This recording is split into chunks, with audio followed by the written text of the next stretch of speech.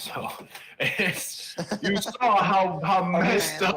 Emilio, I got love for you, bro, but it's a cool shirt. You see how messed up that walloping was. But in the chat, we have the official tagline for Tornado Slam. So y'all use that information. Go get you a ticket. It'll be out on our socials. It's on Squared Circle Pro's socials as well. We will be there. We will be there. We will be there. We will be there. You're going to be in Florida with doing Mickey Mouse stuff. Yeah. Oh. Wheelhouse. So all I can say is Los Crudos better bring everything they've got because this is going to be a fight. I'll say I'm pretty sure I've only heard of one Texas death match, and didn't David Arquette almost die? Did you just talk about Good David Arquette? Lord. Did you bring David Arquette into a wrestling podcast? I said, didn't he almost die? So You don't have to. Please just let me finish the conversation. I don't want to do this. I don't.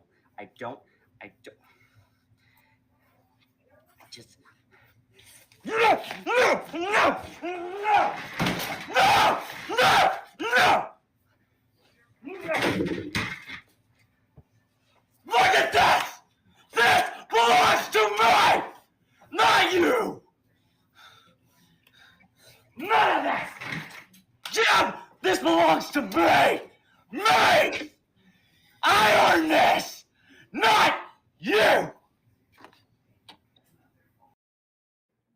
The news we received yesterday of the passing of Terry Funk is one that hits all of us, especially us here in West Texas, really, really hard.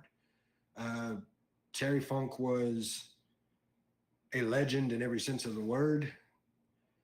He is the reason West Texas wrestling is what it is. A hardcore legend, a legend outside the ring. There's what you think. So The Rock is on Buddy's list. The Rock is on my list. The Rock is on your list. The Rock is on our chat's list.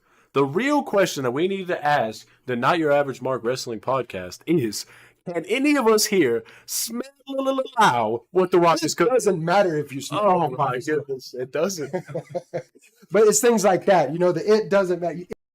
Many freaking matches. You were talking trash about Drew McIntyre the other day. I was. Easy. Bullshit. Okay, no. I was just saying he's not number one pick contention. That's not true. I mean, but Okay, stop this violence. All right. No more Russell on Russell violence. Unless I'm doing it. that's funny. All right. So, anyways, We- we need to talk about that. Tickle. That's how the saying goes. What? Wink, wink, nudge, nudge, tickle, tickle. I think, Rick, if be concerned if he ever comes to you talking about tickle, tickle. Hey, I don't. all right. I'm not sure what's going on there. At the hour and a half mark, I think we've gotten a little. And even beat him. Sorry to say, but he's a legend.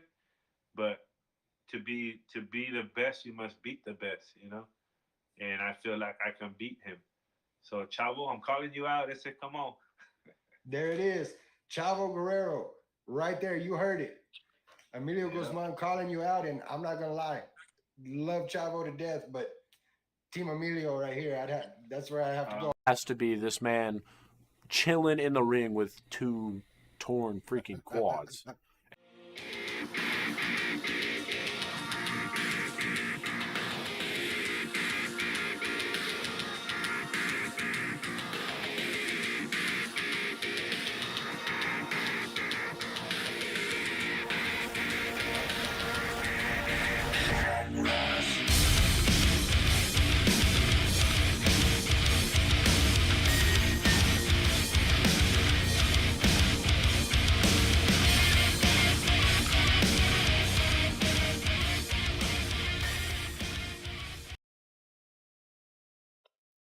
What's up, everybody, and welcome to a very special episode of the Not Your Average Mark Wrestling Podcast. It is about to be crazy in here. Of course, I want to start out by thanking everybody that's here tonight, everybody showing up in the chat, everybody that's watching, everybody that's listening. I want to say thank you to Ross and the boys from Labor 12 for our intro outro music. Track's called Head Rush, album's called Monsters, and a banger every one of them. Make sure you check that out. Also want to say thank you to our merch, our boy Joseph taking care of us on all the merch. So we've got our hats, we've got our shirts. Might be having some beanies coming out soon. Just wait and see. We got all sorts of good stuff coming out. And a little bit of big news about your boy. Going to throw this out there. The guy knows about it. Of course, the boys know about it. And the reason they're not here is they're driving back to Canyon because earlier this afternoon, your boy officially became a grandfather. My daughter had a baby boy at 2:46 this afternoon. Big old boy, too. 10 pounds, 3 ounces, 21 inches long. I'm not going to say he's going to be a wrestler, but if you got a belt, he might be coming for you. I'm just saying. So it's kind of a crazy day today, but it's been pretty awesome. Talking about crazy, we've had all sorts of stuff going on this week. Of course, this last Saturday we had the Rumble. Royal Rumble was good. The Women's Rumble, I hate to say it, but I kind of want to say the Women's Rumble outdid the Men's Rumble a little bit. I mean, it was a hell of a match. Of course, Bayley coming out on top in that one. Our Men's Rumble, CM Punk and Cody Rhodes are the last two in the ring. CM Punk, of course, getting an injury, tearing his tricep. Some people are saying that's got something to do with it. I'm not real sure about it, but Cody Rhodes goes on to win your Royal Rumble for the second time in a row. First person to do it since Stone Cold Steve Austin back in, I believe it was like 96, 95, 96, something like that. So congrats to Cody on that. He's, of course, going to get a chance to finish the story, which it's going to be interesting to see which way he goes on that. We had CM Punk show up and Drew McIntyre beat on him on Raw, further cementing the fact that CM Punk's not going to be able to do WrestleMania, which is sad to hear. I mean, that's his dream. That's his big deal, is to main event WrestleMania. He's not going to be able to be there, but Cody comes out and he starts talking about, this is my chance. This is my chance to finish the story. And you get Seth Rollins coming out saying, you don't want to fight Roman. You don't want to fight Roman. You need to fight me. You don't need to go after a Hollywood belt. You need to go after the blue-collar belt, the working man's belt, the dusty belt. It's interesting to see where they're going to go with that. Are they trying to set it up where you've got Cody going against Seth so that you can set up Rock Roman? Because all sorts of people saying they want Rock Roman. Be interesting to see where that goes. And speaking of Roman, of course, we had the Fatal 4-Way in the Rumble. Roman Reigns, AJ Styles, Randy Orton, LA Knight. What a hell of a match. I mean, match of the night for me. And if you watched it, you know exactly what I'm talking about. There were probably 3 different times in that match I was like, holy hell, they're going to take the belt off of Roman. And of course they didn't. Roman got the win in the end. Solo's has come out in there. I mean, the whole thing was crazy. If you haven't had a chance to watch it, if you have Peacock, go back and watch it. If not, man, go watch a review on it, because it was a hell of a match. Roman's still your champion. Does Cody go after Roman? Does Cody go after Seth? We got a whole lot of questions out of that. And then, of course, we had the other match for the Rumble was the U.S. title. Kevin Owens going against Logan Paul. And when we did our Rumble predictions, I threw it out there that I thought Logan Paul was going to win dirty, and he did, but not in the way I thought he would. Brass Knucks got brought into the match. It was a great match already. Like, there was a whole lot of back and forth in it. Brass Knucks get brought out. Kevin Owens pulls the Brass Knucks off of him, puts him on himself, clocks Logan Paul. Logan Paul's laid out. For once, the ref sees that they're on his hand. Like, the ref hasn't seen what's going on in how long now, but this time he saw the Brass Knucks. Throws the match out, Logan retains the belt. I don't think that's over. I think we're going to get more of that. It's been a good week, man. It's been a good week in wrestling. I want to say what's up to people in the chat. We've got Rick, we've got J Reb, Cameron, what's going on? We've got Jeb Bingham in the chat with us. Of course, Mikey and Jay Conrad Photography. Josh, what's going on? Glad you guys could make it tonight. It's going to be a hell of a show. And speaking of hell of shows, this Saturday night, BCW presenting Wild Horses. Wilson, Texas. It's going to be a great show. Listen to this lineup. You've got Team Chancla versus Atticus Wild and TJ Slater. Team Chancla making their debut, their West Texas debut. It's going to be good. We've got a triple threat match with your friendly neighborhood Vato, Emilio Guzman, going against Poison and Colt in a triple threat. And Colt's got this thing. I can't explain it. His name's Mr. Rogers. It's like eyeballs on his fingers. That's a whole nother level of I ain't sure what's going to happen there. It's going to be a good match. I've never seen Emilio be in a match that he wasn't top notch. And just watching some of the film on Poison and Colt, I really couldn't pick a winner in this one. They're so well matched. It's going to be interesting to see the way that one turns out. We've got the Resistance versus the Guerrilla Militia for the old school tag belts. This has been brewing for a while. The Guerrilla Militia, of course, coming in, just giving a beat down to the Resistance, and they want those belts, and they've made it very clear they want those belts. They get their chance in Wilson, Texas this Saturday night, BCW Wild Horses. We get Gabriel Alexander. Now, he is our BCW Texas champion, and he put it out there. I'm a fighting spirit. I'm a fighting champion, and I will fight anybody. I'm going to fight a mystery opponent. I don't care who it is. Well, we got an answer to that. If you saw the promos on BCW's social media, Chris Watson answering the call, saying, you want to fight somebody? I'll fight you. So you get Gabriel Alexander versus Chris Watson for the BCW Texas Championship. That's going to be a hell of a match. Gabriel, zero quit in him. That man's all fight all the time. And Chris Watson, of course, one hell of a ring technician.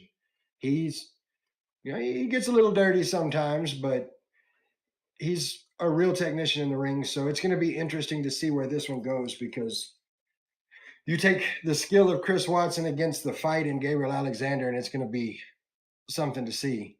We've got Gino Rivera going against our BCW heavyweight champion, Justin Taylor, in a 60-minute time limit match. Do you know what can happen in 60 minutes of wrestling when you put Gino Rivera and Justin Taylor in the same ring? It's going to be insane. Gino, of course, very well traveled, very skilled in what he does, and the same can be said about Justin Taylor. There's a reason they call him the living proof. He's out there every time to prove that he is the man, and he gets the opportunity to prove it one more time as he defends the BCW heavyweight title. And then, of course, we've got our number one contenders match. Our boy Jeb Bingham, he has gotten the opportunity to go into Wilson and fight for number one contendership for the BCW Texas title. It's going to be a hard road. He's made it clear that he wants his road back to that title. But standing in his way is our guest tonight. You know him as the final boss. You know him as the one-up. It is the one and only Exodus Prime. Let's bring him on the show. Exodus, what's up, man?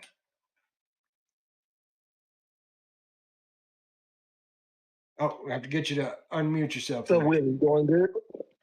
Oh, there we go. Man, glad to have you on the show. Welcome to the Not Your Average Mark Wrestling Podcast. Yes, sir. Appreciate you for having me. You doing good? Doing well, man. Doing well. How about yourself? Man, I'm excellent.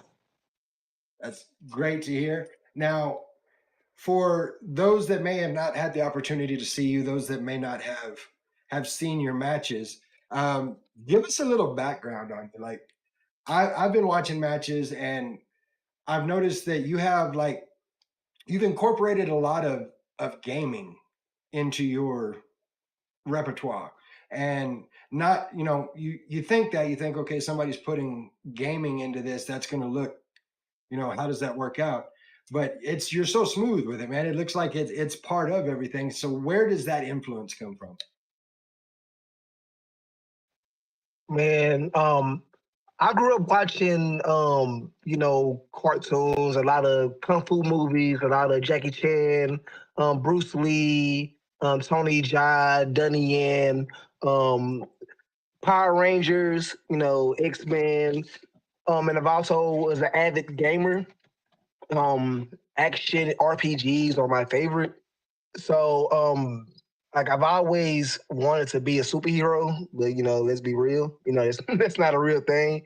So, wrestling allows me to be that. You see what I'm saying? Like all the, people like to cosplay, wrestling is my, way to be, those characters that I've always wanted to be. That's awesome, man.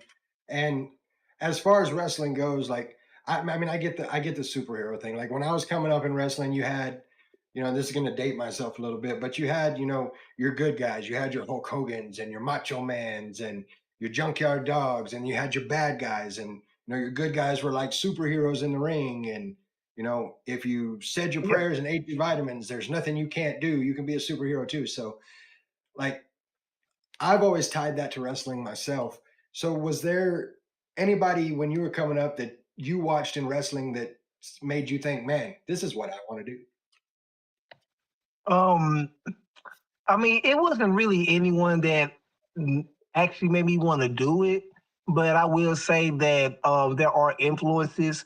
I think my motivation to wrestle was, kind of hitting on that first question, to me, just wanting to, put everything that like I love into one thing, and that's pro wrestling. Pro wrestling can be anything that you want it to be. So that's what made me want to wrestle. But when it comes to my influences, people that I grew up idolizing, and people that to this day I hope to share the ring with.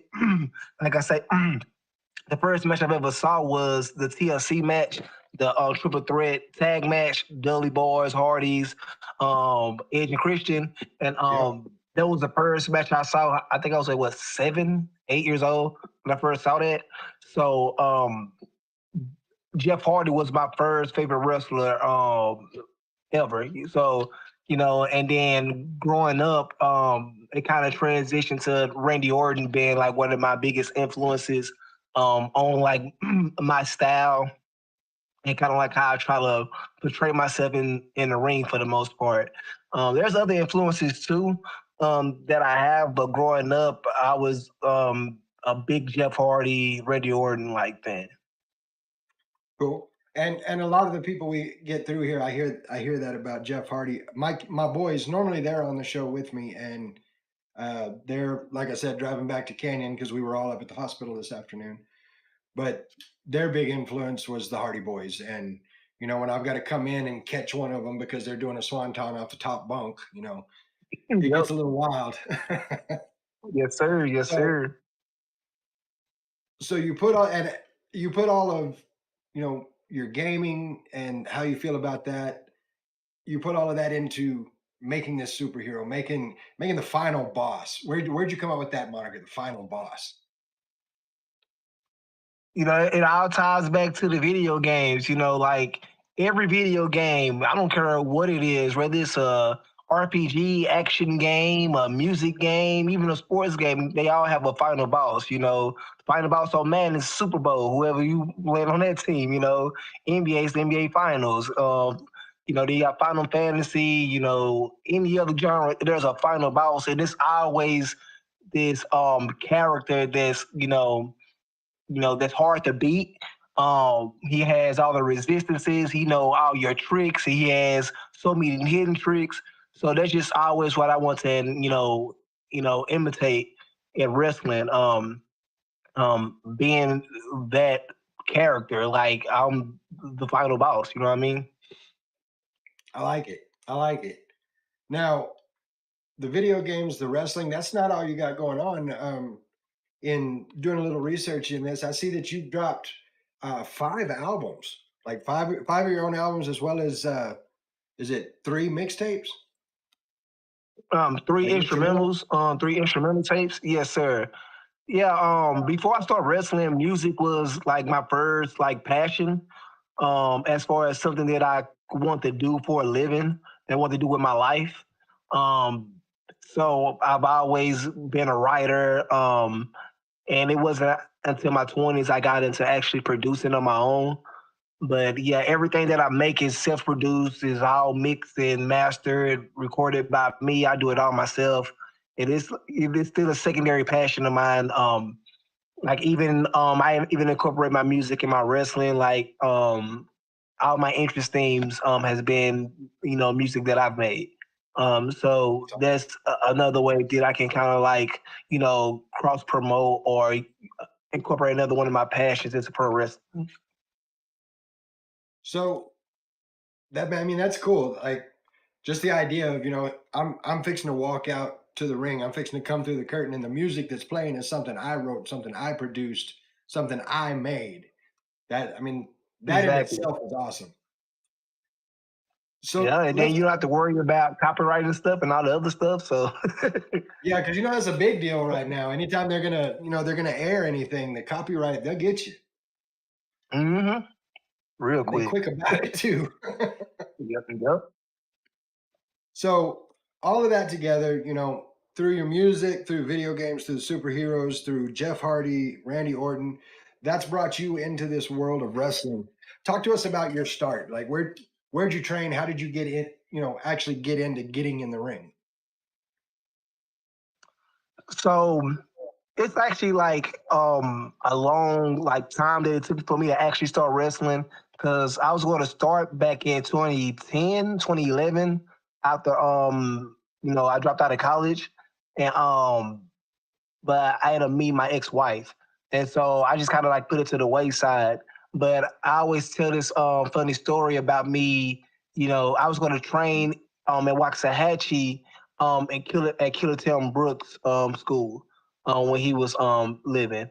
And I remember at the time, young Barry Brown was training there, and a late Jason Silver was training there. And I remember messaging them like constantly, always saying asking them about the school, and it would be like it was over a year of time, but I would never start. Simply because I guess at that time I didn't really like believe in myself, and it wasn't something that I really took seriously. But it wasn't until I was about 27 until I actually started. And I saw when a sponsored ad from DFW All Pro. I heard it was when it was back in Arlington, Texas, and that was really close to me. So I said, man, I'm getting close to my 30s, man. Like, if I'm gonna do this, I need to do this now. You know what I'm saying? So I did the tryout October of 2017. When I was 27, and then from there it's just been just up from there. Like as soon as I touched the ring, and I've never been in the ring. I've only been to like maybe 2 or 3 actual shows. Well, maybe 5 actual shows in my life, but they were always WWE. So, and I was always in the nosebleeds. So I've never been to an indie show. Yeah, I've never been to an indie show until I started wrestling. I never knew about independent wrestling, how deep it is until I started wrestling, and I've been a lifelong, I guess you can say, wrestling fan. But if you really think about it, I was a WWE fan because I didn't know pretty much of anything else like New Japan, Ring of Honor, anything is anything in independent wrestling. I knew nothing about it, especially the deep independent scene in my own hometown.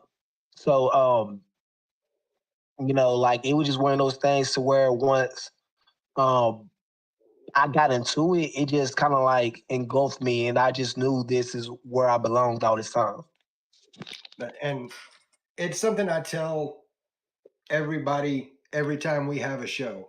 And what you're saying just says it better than I can. Independent wrestling, specifically Texas independent wrestling, is like a drug. Once you get a taste of Yeah. it, you want some more, and you want to get more, and you want to get more. Whether you're a fan or a wrestler or a promoter, it's like a drug.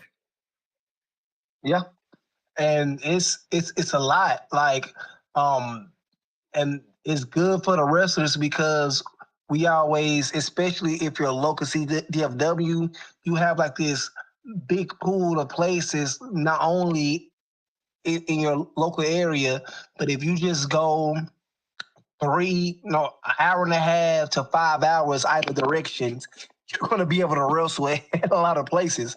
Yep. So it's just one of those things to where it's deep, and it's even deeper now.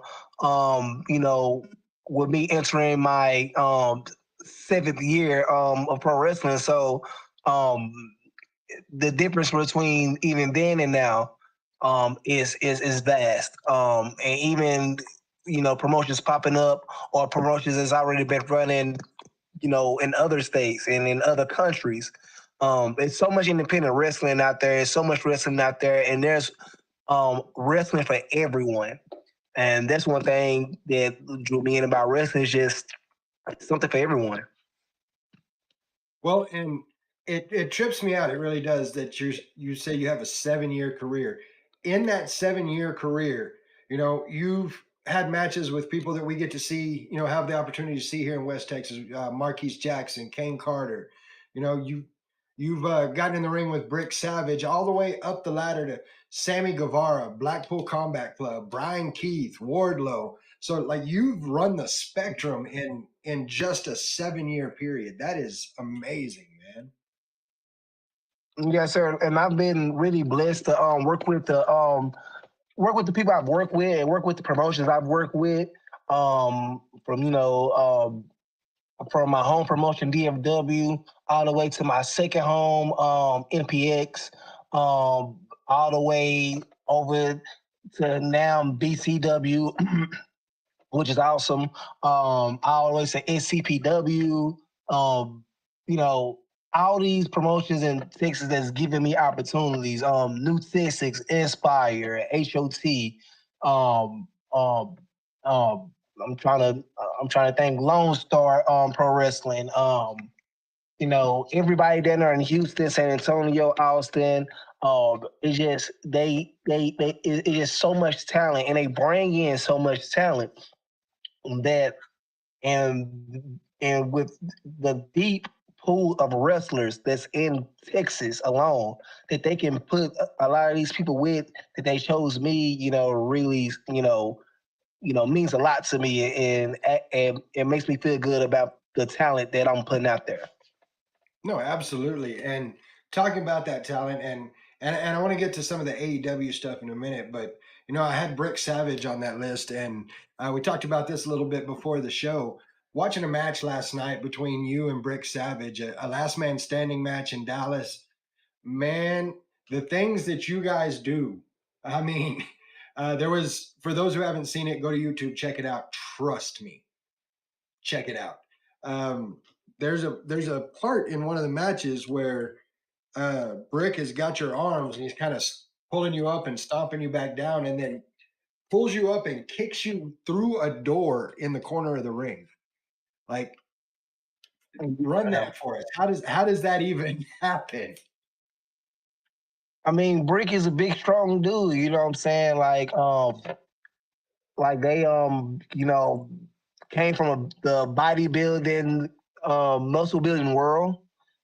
So it's cool. I mean, so he has a strength, and I'm not that heavy.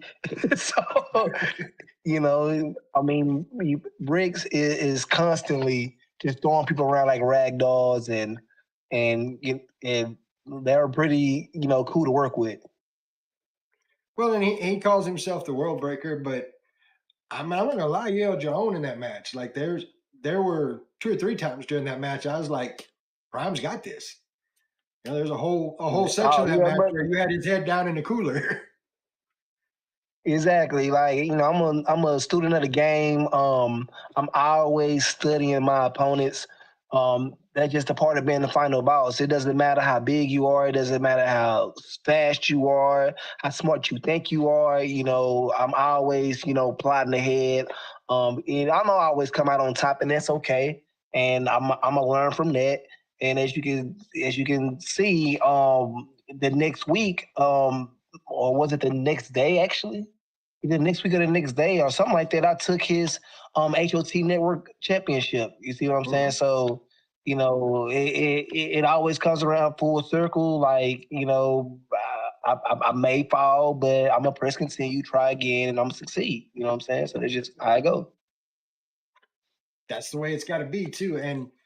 And things like that take you from, like you talk about, the deep pool here in Texas of wrestlers, all the way to standing across an AEW ring from Wardlow. Like, Yes, give sir. us some insight to what it's like to go from the Texas scene to, up there towards the top. Like, I mean, Wardlow's a beast, man. Oh man, like it's a different experience. Of course, being in front of thousands of people, the big stage, the big lights, the big ring, the heavy high production, knowing that those cameras pointing at you are also pointing to millions of people, millions of other people. It's a whole different experience. And standing across from Warlow, all I can say is I feel like I belong. You know what I mean? Like, I didn't feel like I looked out of place. I feel like I did what I was supposed to do. I did what I was asked to do, and I did also a little bit more. I went the extra mile. So, I took it all in. That was my first time, appearing on, national TV. And I took it all in. I took it in stride, and whatever they gave me, I made it a big moment. So.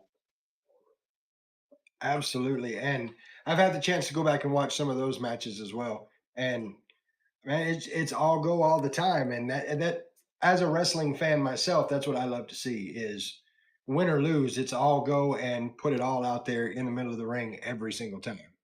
And that's what I see every time I watch one of your matches.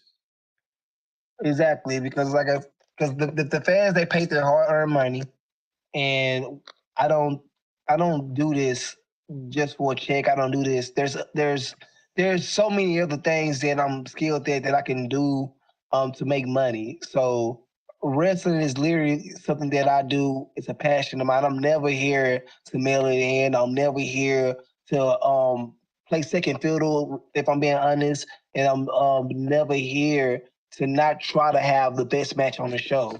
No matter what you give me, my goal is to be the best that I can be. And, if that's the best on the show, then so be it.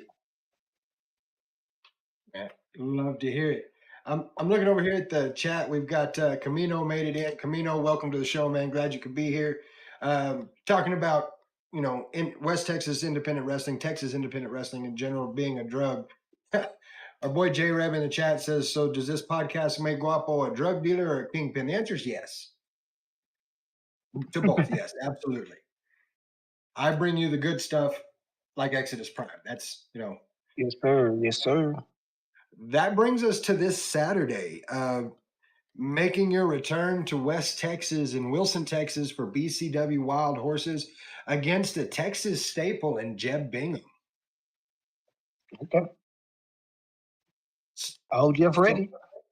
My question on that, so my understanding of it is Country Devil gets a hold of you, says, hey, I'm gonna get you in the run for some gold, but standing in your way, of course, like I said, Jeb Bingham, a bit of a staple here in West Texas. So having not gone against the likes of him, how do you prepare for that? Like, is it a film thing? Is it how do you get ready for a match with Jeb Bingham? It's a little bit of everything, but it's all of the mantra of always staying ready so you don't have to be ready type of deal. Of course, I'm going to study tape. Of course, I'm going to study my opponent. But it's always about staying in the gym. It's always about going to training day in and day out. And it's always about refining my move set, refining my abilities, refining my agility. And so if Jeff is not doing that, then he has already lost. So Well, and we've had the ability to watch Jeb over the last year go from, the wild card Jeb Bingham to Jeb Bingham. He's found himself. He's found his stride, much like you're talking about. Getting in there, doing it all the time. He's found his stride in that, which has me even more excited for this match because the two of you, it's going to be like freight trains going at each other, and it's just not going to stop. And I'm excited about seeing that myself. The fact that this is a number one contendership match, if you go over on Jeb, like if you win this match, your next match is for BCW Gold. Does that play a factor for you, or how does it feel knowing that you've got the opportunity for BCW Gold in this match? I mean, gold always ups the ante a little bit, and it's always drives a little bit of extra motivation. But it all goes back to staying ready, so we don't have to be ready. To me, every match is a championship match because every match is my reputation. You see what I'm saying? So my reputation is just as important. You see what I'm saying? I don't want to have to go home to my kids and tell them that I lost. You see what I'm saying? Whether it's for a championship or an exhibition match. I don't want to have to go home and tell my family that I went and traveled 6 hours to West Texas and just lost. So now that there's gold on the line, that's even extra motivation. Now I get to go home and tell my children, hey, daddy can bring you some more gold. You see what I'm saying? So there's extra motivation. So as I've said, I'm going extra hard in the gym because of that. I'm extra hard in the ring, going extra hard in training in the ring because of that. I'm eating better because of that. I'm getting stronger because of that. And if Jeff is not doing that, then Jeff is really in some big trouble. Well, and I can guarantee you, Jeb's putting some work in. That's like I said, I couldn't be more excited about this match. If you haven't made those plans yet, make your plans right now to be in Wilson, Texas, at the Wilson High School this Saturday. Got Mike in the chat. He can fill me in on this. I believe doors are at 6, bells at 7. You're not going to want to miss this. With all the other matches that are on this card, this match alone is worth the entry fee. Just to see the likes of you and Jeb go at each other. I'm excited about it. I know they're going to be excited about it. And the winner of this match, of course, going on in March at Separate Ways to face the winner of Gabriel Alexander and Chris Watson for the title. So it's going to be a hell of a match. The stakes are high and the action's going to be insane. So make sure you're getting your ticket for this right now. So I've got to ask. Usually, my oldest son asks this question, and I try to ask it for everybody first time on the show. It's a 3-part question, and the first part is, who do you see yourself like? Who would you like to see yourself going up against in the short term? Like in the short, just short time. I mean, we faced off of it. Okay. I'm sorry. No, you're good. Go ahead. I'll do the second part after that. I'll go say, in a short term, if anybody is Myron Reed. We been in a tag match against each other, but I still want that 1-on-1. So it will be Myron Reed. Okay. The next part of that question: who would you like to see yourself facing in the next 5 years? Man, I would love to go against. I got about a few people. I'm just gonna name them. Okada, Jay White, MJF. I love to get a 1-on-1 with Chris Bay at some point. Now we talking about 5 years. Hopefully anybody in the WWE and anybody, honestly, like anybody that's ready to go, that's in the big leagues. Hopefully I'm in the big leagues somewhere, and we're ready to go. I'm ready to go. And I could, you go through that list of names, and the one that caught me was Jay White. Mm-hmm. I could see a match between you and Jay White, and it would be, that'd be top billing. That whole match would be wild. So I guess I love it. I love his style, and I love how smooth he is. You see what I'm saying? So, Yeah. I think we can make some magic. Now, the last part of that question is probably my favorite part of the question. Dream match. Anybody, anywhere, from any time. Your dream match. What would it be? Randy Orton, man. I'm trying to. Hopefully, I can get him before he out the door, man. But Randy Orton is my dream match, man. All right. Is it? Internet, you heard it. Make things happen. We need this man in the ring with the Viper, 1-on-1. And I'm right there ringside for that one. That's and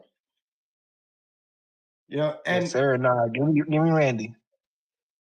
that it'd be a hell of a match, and to fight your idol. I mean, to be in the ring with your idol, that's got to be a feeling like no other. I mean, that would be awesome to see.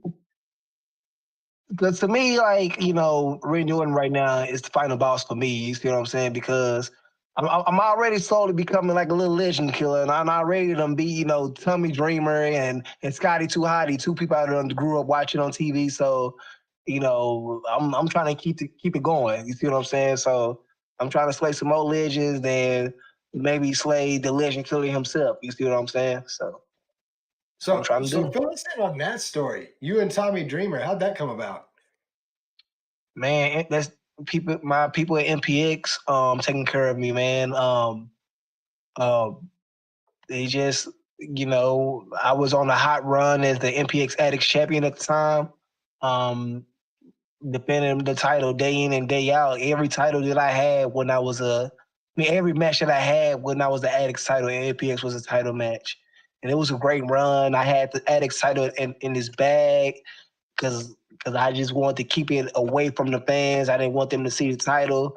And then so they brought in, the hardcore legend, put me in the hardcore match with him. So hopefully he can take the title out the bag, and he didn't. He failed. So that was that. 7 years in the business. What kind of flex is that to be like, yeah, I beat Tommy Dreamer in a hardcore match? No big deal. Yeah. So I've got a couple of questions coming from the chat. The first one from myself, going back to talking about, being a gamer. So what game are we playing right now? What are you sit down, you're ready, you got some time off, you want to game for a bit. What are we playing? Man, right now I'm playing about 3 games in rotation, right? So I keep Fortnite in steady rotation. I love Battle Royale, so I keep Fortnite in rotation, right? But now I'm playing this retro RPG called Sea of Stars. It's called Sea of Stars. I'm playing that. I'm in and out of Baldur's Gate 3, right? Baldur's Gate. I'm sorry, Baldur's Gate 3. I'm in and out of that right now. And then I'm also playing Power World. I love Power World. So those are the 4 games that I keep in rotation. Power World, like people have been telling me about that. I haven't got it yet. Haven't checked it out yet. The way it was put to me is like it's Pokemon and art. If you put those games together, that's Power World. That's what you got. Yes, sir. Now that's exactly what it is. Like it's an incredibly fun game, man. It's just like it's a little bit of Ark. It's a little bit of I don't know if you ever played it's called Grounded. It's like a Honey, I Shrunk the Kids survival game where you get drunk and you got to survive in your backyard. It's a little bit of that too. Also with a little bit of Breath of the Wild, Legend of Zelda. Like they borrow a lot of mechanics from like the climbing system and the glider system and stuff like that. So but it's real fun. You can capture people, that's also cool. So I'm also working on my little prison base for all the evil corporation syndicate people that I captured. I'm just gonna go ahead and just throw them in a slammer, you know what I'm saying? And have them put in work, you know what I'm saying? So we've got Seraph in the chat that said, you call yourself the final boss. So who is your favorite final boss in a game? Like when you think final boss, who is it? Man, I always love the final boss in Final Fantasy VIII. it was like 3 parts. It's like it was just like so many falsies. Like it's like every time you think you done beat her, she like transformed into something else. You're like, ah dang. And then you think you done beat that. Then there's another one. I'm like, golly. And so I beat that when I was like 9 years old. And so like I was real proud of that. So so God I always damn. stay back to Final Fantasy 8. Okay. It's I'm not gonna lie, it's been a hot minute since I played a Final Fantasy. I started at 3. Yeah. Started working my way through them from 3. So it's been a hot minute since I played a Final Fantasy game. Oh yeah, no, they dope. They going full action RPG. I mean action now, but action games now, but nah, I still like to play me some turn-based RPGs from time to time. So if we ever drop into, some Call of Duty, something like that, are we gonna find you? Are you a COD player at all? Oh man, nah, I retired from Call of Duty by like 10 years ago, man. It's I don't have the time to invest in Call of Duty to like even enjoy the game.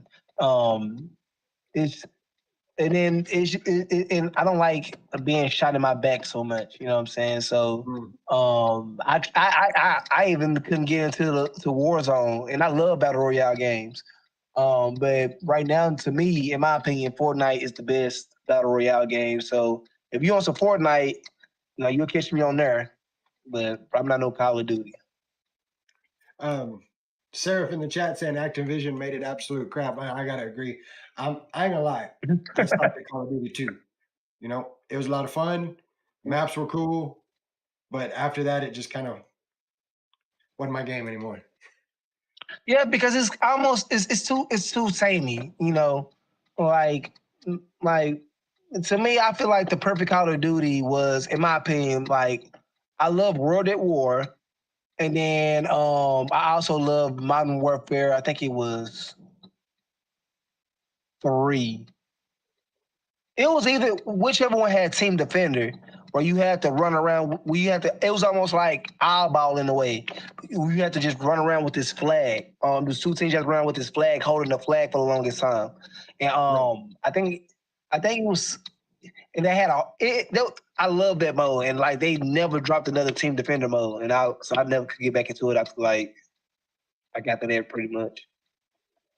So a question from myself, because I'm hoping I'm not the only one. Like the Call of Duty games, I got into those. It's cool to do the multiplayer, but are you a campaign kind of guy as well? Like whether it's Call of Duty, whatever the game is, are you a campaign kind of guy, or just you more into the multiplayer? No, I love campaigns, man. Like if the campaign is good, like because I'm the type of person to where it's sometimes I need instant action. I need to be competitive, so I need to be on multiplayer.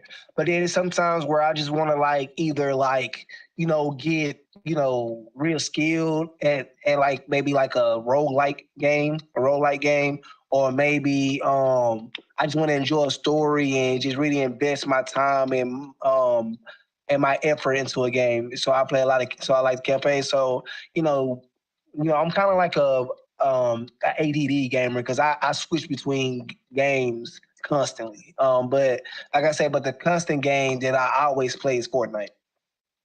Okay, cool deal. And let's talk about that for a minute. If somebody wanted to find you, if somebody wants to find you in the game, somebody wants to find your socials, somebody wants to be able to talk to Exodus Prime, what are your socials? What's your gamer tag? How do people find you? So I'm not really too keen on sharing my gamer tag, but on my or whatever, because I try to keep that personal. But as far as my socials and stuff, like as we're on Twitch right now, sometimes I will stream on Twitch from time to time. I love to stream VR on Twitch. But it's been kind of hard to do that since they took the live streaming off of the VR. But if you want to find me on Twitch, this is my Twitch right here. Also, if you want to find me on, Twitter, X, it's at the Mass Exodus. That's _Mass_Exodus. You want to find me on Facebook, that's Exodus Prime. You want to find my music, you can search Miguel Starks. MA''Gayle Starks. I have a whole artist page with all of my music, and it's on all streaming services: Spotify, Tidal, Apple Music, Instagram, Facebook, I think Twitter, any social media, YouTube. Music is everywhere. Like if you search my name, even in Google, Miguel Starks music, it'll pop up. Or Victor Deal music, it'll pop up. But yeah, that's really it, man. Like I'm trying to be low key. I'm trying to get away from social media. I get you. It's getting to be a bit of a pain in the ass. I understand that. Like, And then it's just too much of it. Like I deleted my TikTok, I deleted my Snapchat. I did a lot. Like I just try to. I frequent Facebook, Instagram the most, and I pop in and out of Twitter like bi-monthly. But it's just too much. no, I get you. So what we're gonna do now? Normally we run about an hour and a half. Tonight we're doing an hour, and simply because I've been up since way too early this morning for the whole baby thing. So at this Awesome. point, I want to turn it over to you, and I'm pretty sure we actually have Jeb in the chat. So anything you want to say to your opponent, to everybody that's watching, everybody that's listening, or to the wrestling world in general, I am turning the floor over to you for anything you have to say. Oh man, Jeb. They didn't put you in a tough spot. They gave you an opportunity, but they gave you a supreme obstacle. Jeb, like, I'm not your average wrestler. I'm not, I don't play. I don't pretend. Like, this is real life to me. Like I really hope you've been training. I really hope you've been in the gym. I really hope you've been eating right. I hope you've been studying tape. Because I keep going. I don't stop. This is my 200 consecutive week wrestling, and I'm still 1,000% healthy. I am like a living Terminator. Like, this is not a game to me. So Jeb, you got a couple days to think about it. You got a couple days to really, really, really, really, really, really, really crunch it in, because I'm Mix's Prime. I'm the final boss. It's not a moniker. It's not a name. I've earned this. I'm proven this. And you are about to have to level up. So that's just all I have to say, man. Well, there you've heard it from the man himself. Final boss going against Jeb Bingham this Saturday night, BCW Wild Horses, Wilson, Texas. It's going to be a hell of a show. And like we've said tonight, like I say every night, every show, it's like a drug. If you've never seen West Texas independent wrestling, this is the time to start. Make sure you get yourself to Wilson, Texas, sit down in that seat and watch these two go at it. And I guarantee you're going to want to be at the next one, and the one after that, and the one after that. Because these guys, it's hard to explain. You see the things on TV, and I've said this before as well. Bruss, my youngest son, he'll tell you, I don't mind watching the stuff on TV, but I can tell you, okay, this person's getting a push, so if they're going against this person, they're going to lose. It's somewhat predictable for him. It's not that way with independent wrestling. You don't know what's going to happen. You don't know who's going to do what. You don't know who's going to win what. You don't know how matches are going to go. It's not predictable, and it's entertaining as hell. We've got Jeb in the chat saying, "I will show and prove that he is enough." All right, well, we'll see. It's when I say it's like two freight trains, spooling up for each other, man. You do not want to miss this. I can't say it enough. Make sure you're in Wilson, Texas this Saturday. Your boy's going to be there. I'll be doing commentary at the show, so I'm going to be talking about your match the whole time. Of course, if you get the opportunity, come see us. We'll be up at the commentary table. Come sit down, talk to the people. That's this Saturday night. Wilson, Texas. We'll be there. Exodus Prime will be there. Hopefully you're going to be there. And I think that's about going to do it for us tonight. We will be back next week to talk about this show, how things went down, start getting ready for our March shows. But until then, I'm Guapo. This is Exodus Prime, and we're not your average marks. I will see y'all next week. Yeah.